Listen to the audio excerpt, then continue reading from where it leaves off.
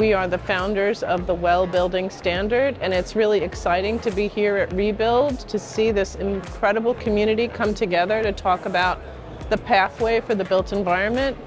Our focus is on healthy buildings, people first places, being able to understand that we have tremendous amounts of pressure to deliver carbon neutral buildings, but we cannot forget human health as we journey towards carbon neutral.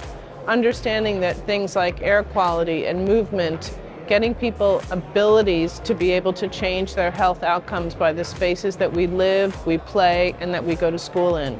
So here's the opportunity to align both health for the planet and health for the human. Being able to understand that we have the power to really make improvements in the built environment that have massive implications on the air that we breathe, the water that we drink, the energy use that we consume.